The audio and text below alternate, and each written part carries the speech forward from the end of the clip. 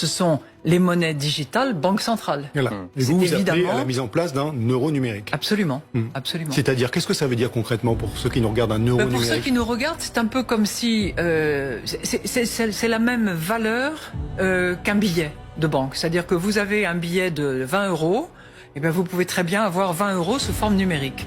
Et que vous pouvez faire circuler entre votre banque, les commerçants, etc. Est-ce que ça n'est pas déjà le cas? Enfin, pardon de la naïveté de ma question, mais lorsque je paie avec ça, je vois pas mon billet. Hein. Ben, ça dépend qui est votre... Je vais le garder pour moi.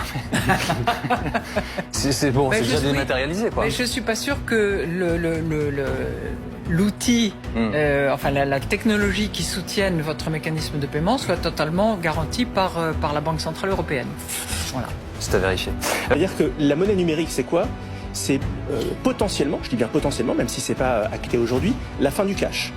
Et donc, avec la fin du cash, c'est donc potentiellement la possibilité, en période de crise, de taxer les dépôts, mais aussi de faire de l'hélicoptère monnaie.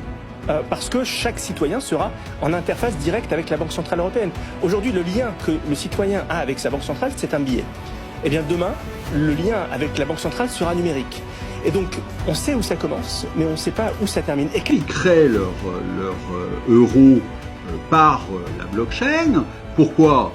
Une fois que ce sera fait, si vous voulez, ils feront absolument tout pour interdire et pour détruire les cryptos qui sont hors de leur juridiction, entre guillemets, pour récupérer ça. Et puis il y a une deuxième idée derrière, qui est de supprimer tout ce sur quoi ils n'ont pas la main, c'est-à-dire par exemple l'argent liquide, d'accord, et derrière d'avoir un euro qui sera complètement numérique.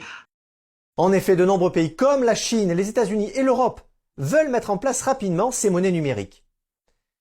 Notons au passage que la Chine a déjà une longueur d'avance avec son yuan numérique, qui a déjà plus de 100 millions de comptes dédiés. D'ailleurs, Pékin vient d'annoncer qu'elle va très prochainement expérimenter un yuan numérique avec une date d'expiration. Qu'est-ce que ça signifie? Les Chinois ne pourront plus épargner et seront obligés de dépenser leur argent sous peine de le perdre tout simplement. Ce qui nous amène aux crypto-monnaies. En effet, ces dernières ont l'avantage indéniable d'être décentralisées par leur enregistrement avec la blockchain, en dehors de l'État. Or, selon certains économistes, les monnaies de banque centrale sont aux antipodes de ça. Guy Delaforte, l'économiste, a tweeté en mai dernier « L'euro numérique qui arrive dans 2 à 3 ans n'est plus une monnaie, c'est un carnet de rationnement géant. Il vous donnera le droit à tant de bouteilles d'huile, de poulet, de trajet en train, si vous êtes conforme. » C'est ça une monnaie programmable. Bienvenue en pénurie.